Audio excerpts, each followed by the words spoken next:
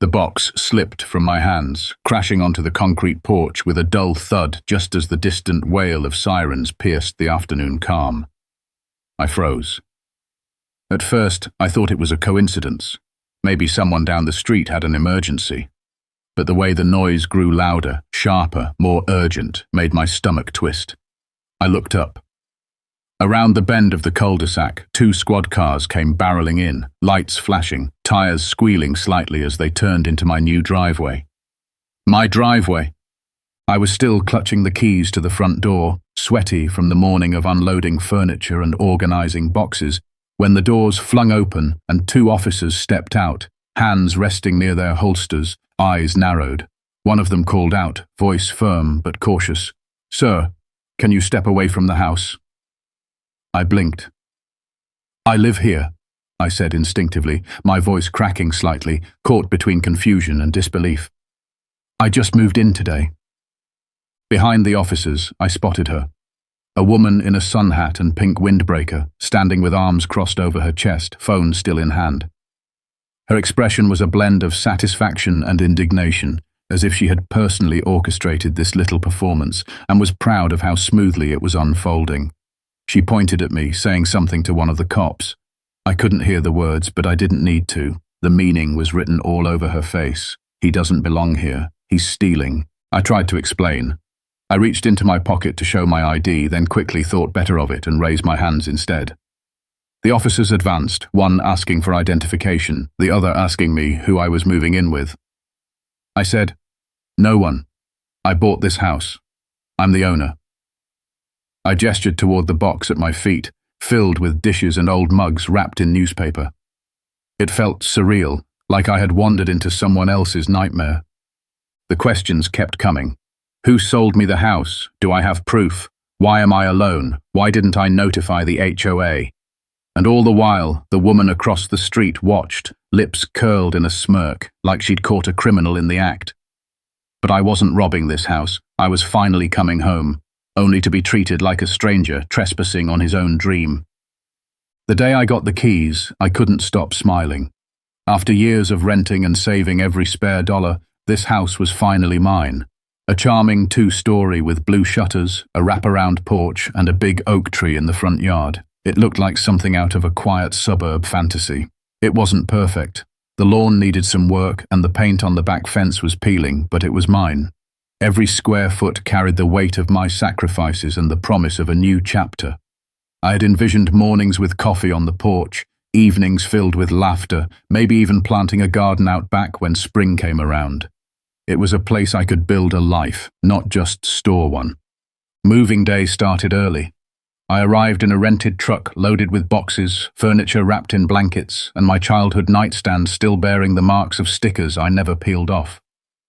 As I backed into the driveway, the sun was just rising, casting golden light across the quiet street. A few neighbors were out walking dogs or jogging, and I waved, eager to make a good first impression. Most gave polite nods in return. It felt like the start of something real, something I'd worked hard to earn. Then she appeared. At first I didn't even notice her. She was just another passerby, standing a little too long on the sidewalk, watching as I wrestled with a heavy bookshelf. She didn't wave, she just stared. When I finally glanced in her direction, she tilted her head slightly, as if trying to solve a puzzle she didn't quite trust. I smiled anyway. Nothing. She was older, maybe in her 50s, with a sharp jawline and an expression that suggested she'd been appointed the unofficial sheriff of the neighborhood. I thought maybe she was curious or possibly just unfriendly. I didn't think too much of it until I caught her circling around a second time, eyes scanning the truck, her lips moving as she took notes on her phone. I brushed it off, tried to focus on the task at hand, telling myself not to overthink. But as the day went on, her presence loomed. I'd catch glimpses of her peeking through her curtains or slowly passing in her car again and again. That sense of welcome I'd felt that morning began to thin out like mist in the sun. I had come looking for a fresh start, but already something sour had begun to settle into the air. I was halfway through hauling the 4th box of books when she approached.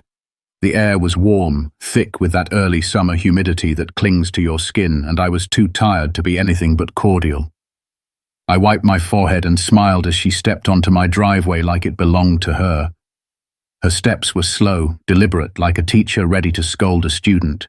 She wore a name tag that said HOA President, pinned just above a floral brooch on her pastel cardigan. Her hair was pulled tight into a bun, and her sunglasses barely concealed the skepticism in her eyes. "You with the moving company?" she asked without greeting, her voice clipped and sharp like broken glass. I blinked, momentarily thrown off. "No, I'm moving in. This is my house." I gestured to the open front door and the stack of boxes inside. Her lips pursed, as if I had just given the wrong answer on a test. She looked past me, scanning the porch, then the truck, then me again.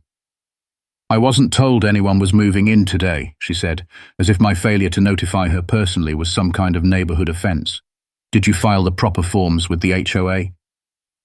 I told her I didn't know there were forms. I had only just closed on the house a few days ago. Her brow furrowed. "Every new resident is expected to submit a moving notification at least 2 weeks in advance. It's in the handbook."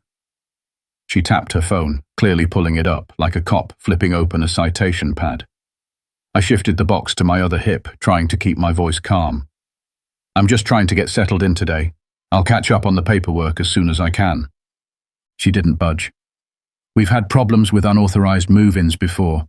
People pretending to live here, thieves casing the neighborhood." Her tone dropped to something darker, like she was warning me or herself. "I'll be watching," she added, turning abruptly and walking away before I could say anything else. My stomach sank.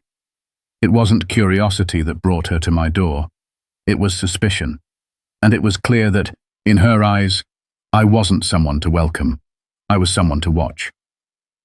The heat had climbed to its peak by early afternoon, and I was drenched in sweat, lugging furniture up the porch stairs one piece at a time.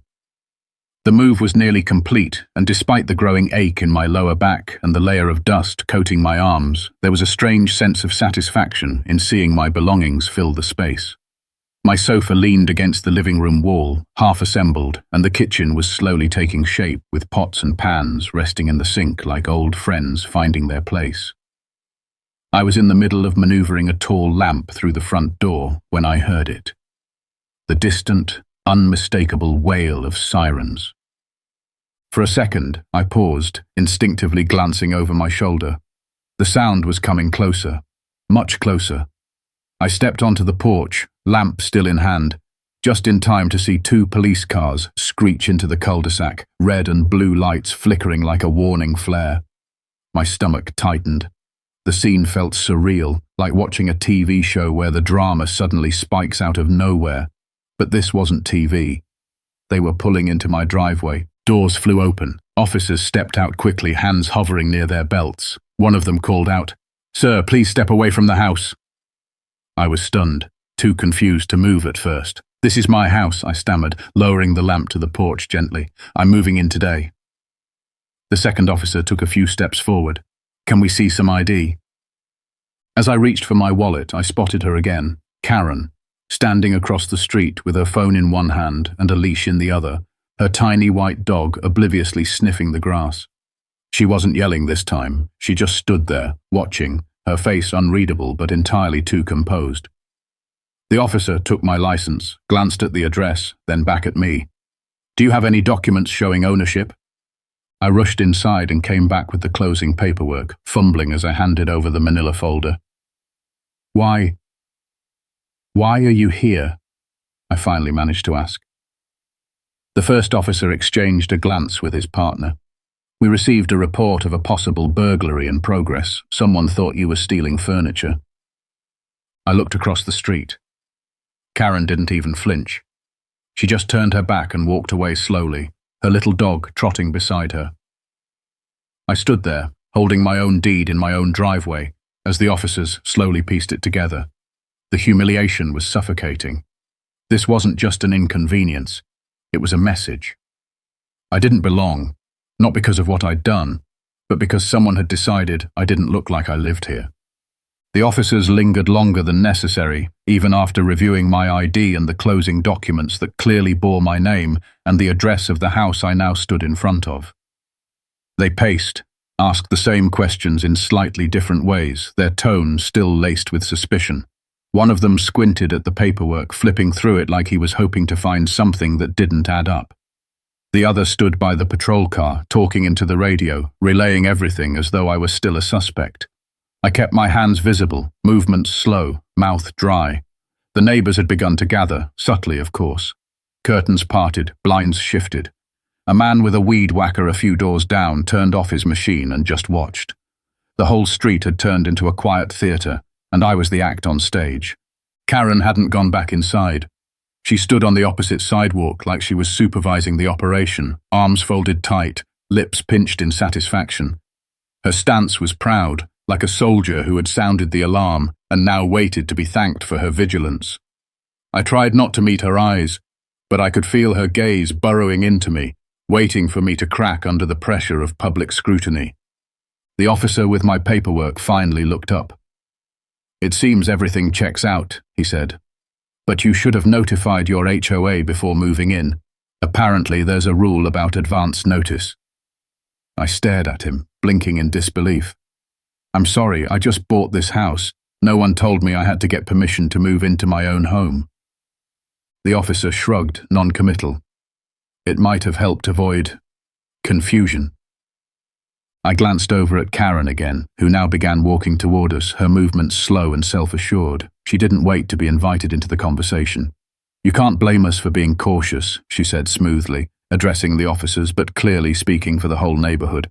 "We've had incidents before, people pretending to be movers, stealing things. I didn't recognize him. I didn't get a move-in notice. I thought it was best to call, just in case." I stepped forward, keeping my voice calm even as my jaw tightened. "So instead of walking over and asking me, like a neighbor, you decided to call the police and report a burglary?" She blinked, feigning innocence. "I was just doing my job as HOA president. It's about protecting the community. Safety first." The officers exchanged another look. One handed my documents back and said, "You're free to continue moving in. Sorry for the inconvenience." But their eyes carried a heaviness, a kind of reluctant acknowledgement that something had gone wrong, something they couldn't fix. As they left, Karen gave me a tight smile, the kind that doesn't reach the eyes. "Welcome to the neighborhood," she said with a tone so clipped it almost sounded like a threat. And then she walked away, leaving me in the middle of my driveway, holding a box of dishes and a heart full of disbelief. The police cars rolled away slowly, the flashing lights gone, but the weight of their presence still lingering in the air, like a storm that had passed without rain.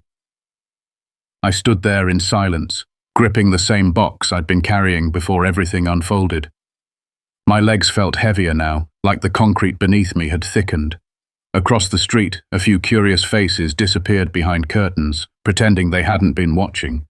The quiet returned to the cul-de-sac, but it was no longer peaceful. It was tense, suspicious, wounded.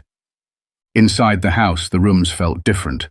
What had once seemed warm and full of possibility now felt cold and unsure. The walls didn't feel like they were mine anymore. They felt borrowed, as if the house had been stained by someone else's doubt. I sat on a box in the living room, staring at the sunlight slanting through the blinds, trying to process how quickly everything had turned. Just hours ago, this had been the start of something new. Now, it felt like I'd been slapped with a warning. "You may own the deed, but you'll still have to prove you belong here." A knock at the door startled me. It wasn't Karen. It was a woman from 2 doors down, middle-aged with soft eyes and a hesitant smile.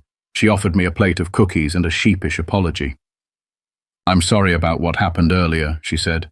"Some people around here, they get overzealous." I thanked her, but the gesture couldn't patch what had already been broken.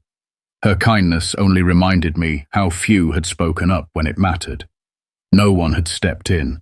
No one had questioned Karen's version of events. That evening, as I sat on the back step with a bottle of water and aching muscles, I looked out over the backyard and tried to reclaim the feeling I'd had when I first saw this place. I wanted to feel proud again. I wanted to feel at home. But all I could feel was the echo of suspicion, the way those cops had looked at me, the way Karen had smirked like she'd won something. The truth had been revealed. I wasn't a thief. I wasn't an intruder. But the damage had already been done, and even though I was inside my own home, I couldn't shake the feeling that someone was still watching, still waiting for me to make a mistake. Over the next few days, the neighborhood's true personality began to show, not through direct confrontation, but in the quiet way people distanced themselves. It was in the brief nods that didn't come with smiles, in the way conversations halted the moment I stepped outside, in the glances that slid away too quickly. No one came out and said anything, but I could feel it in the air. My name, or at least my story, was already being passed around like gossip over garden fences.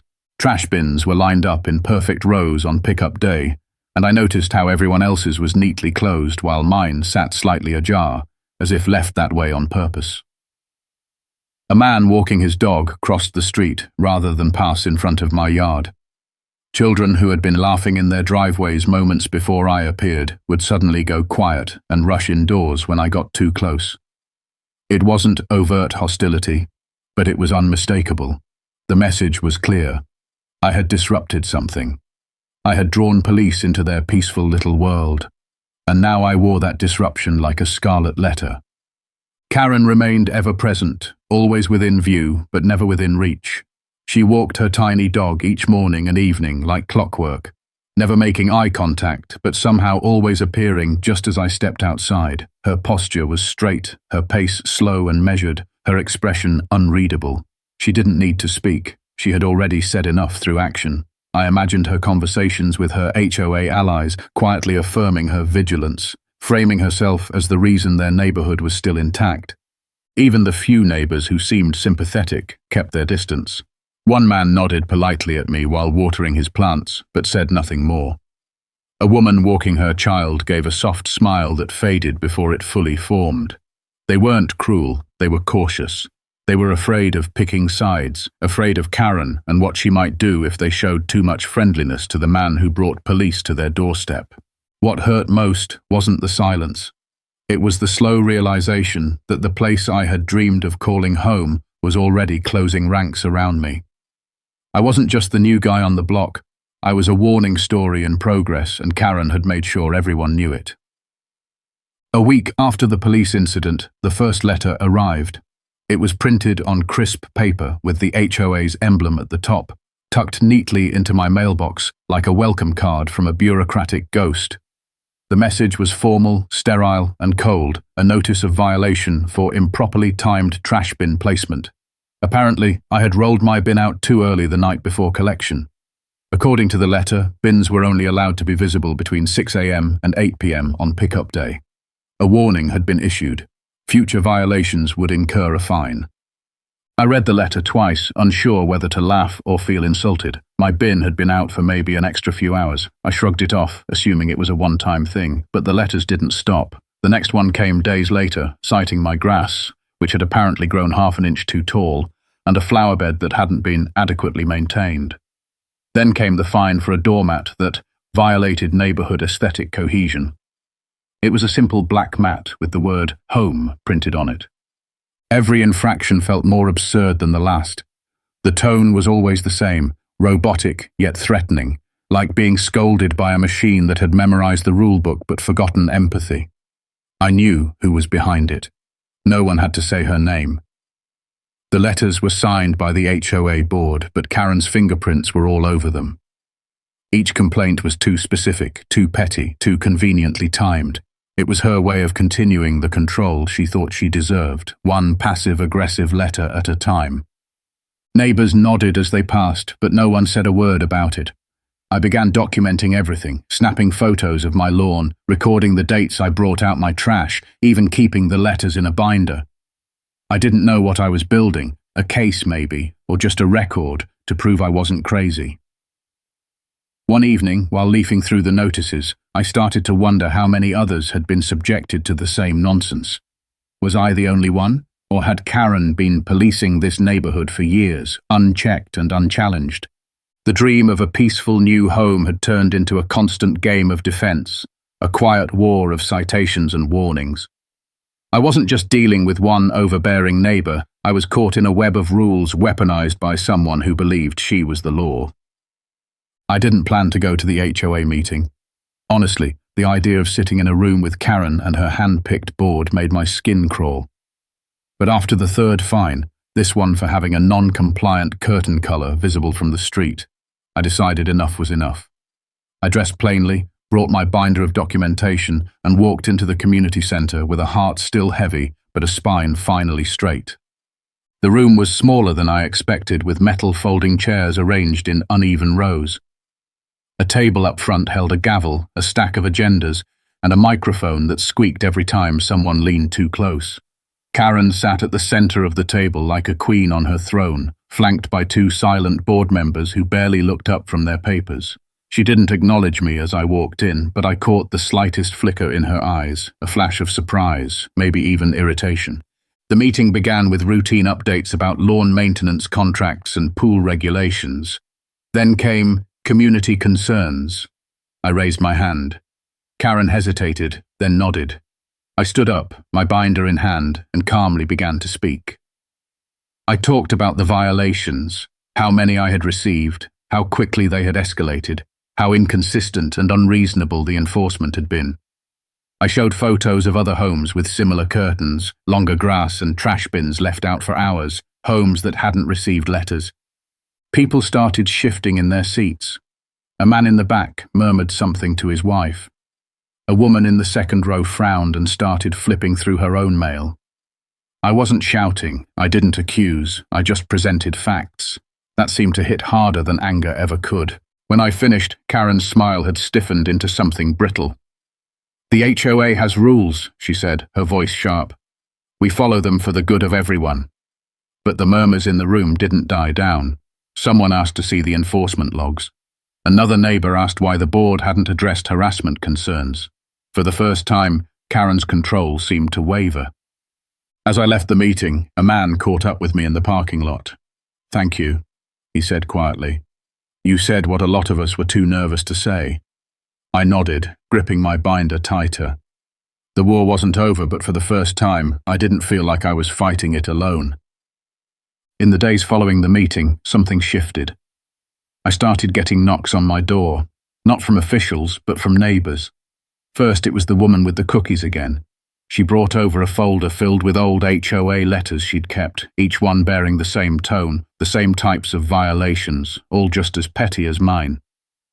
Then, it was a retired teacher from 3 houses down who told me about the time she got fined for having her American flag too faded.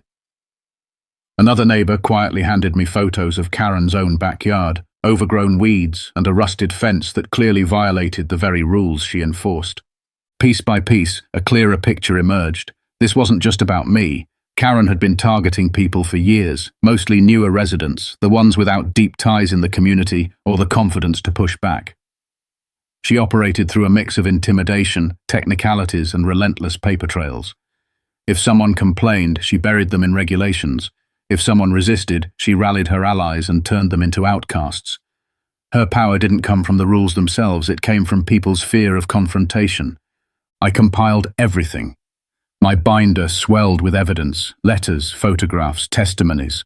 I drafted a formal complaint and submitted it to the full HOA board, this time copying the city's community relations office. I knew not everyone on the board supported her. Some had stayed silent out of habit. But now, with eyes watching and neighbours whispering a little louder, silence would be harder to maintain. Karen's response was swift. She called it a smear campaign. She said I was stirring up division. But this time, her voice didn't echo with the same authority. People were starting to listen to each other instead of her, and the stories that had once been told in whispers were finally becoming a chorus. The next HOA meeting was unlike any before. It was packed. Neighbours who usually skipped these gatherings filled every chair, with some even standing in the back. The mood was different, charged but hopeful. Karen sat at her usual place at the head of the table, but the confidence she once wore like armour had thinned. Her hands fidgeted with a pen, and for once she didn't make eye contact with anyone as the meeting began. A motion was raised almost immediately, a vote of no confidence in Karen's leadership. The room, once accustomed to silence and nods of agreement, came alive with quiet affirmations and scattered applause. People stood up one by one, recounting their own experiences, the fines, the threats, the unspoken pressure. Even those who had been silent for years finally had something to say. They weren't shouting, but their words landed like thunder. Karen tried to defend herself. She leaned forward, her voice tight, saying she had only ever acted in the best interest of the community. She painted herself as misunderstood, claiming she had kept the neighborhood safe and orderly, but the room wasn't buying it. Too many had seen through the facade. Too many had felt the sting of her unchecked power. The vote was swift. Karen was removed from her position as HOA president. She stood, stunned, blinking like the world had shifted without her permission. For a moment it looked like she might lash out, but instead she gathered her papers and left the room without another word. The silence she left behind was louder than any speech she could have made. Outside, people lingered. They talked, they laughed, they exchanged stories not in whispers but in full voices. The air felt lighter. The neighborhood was waking up. Weeks passed, and the tension that had once clung to the neighborhood like fog began to lift. The street felt different. Not in the way it looked, but in how it breathed. I could open my windows without feeling exposed. I could water my lawn without glances trailing after me. People waved now, not out of obligation, but recognition. I even got invited to a block barbecue, and though it felt strange at first to mingle with those who once stood silently by, it felt good to be included, for real, this time. Karen kept to herself after the vote. Her walks became less frequent, her dog seen in the yard more than on the leash. The HOA letters stopped. The silence from her house was no longer eerie, it was simply quiet, peaceful.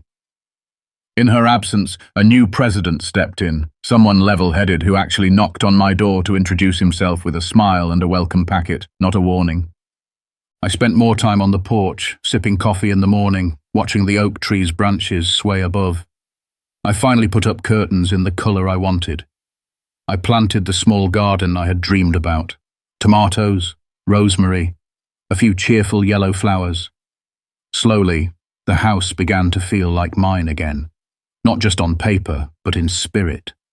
Sometimes I'd catch myself thinking back to that first week, the sirens, the shame, the cold stares. But those memories no longer held power over me. They had become shadows, faint and distant. I had stood my ground, not just for myself, but for others, and something in the neighborhood had shifted because of it. This was my home now, and for the first time, I could breathe deeply and simply be, without fear, without performance, and without anyone questioning my right to belong.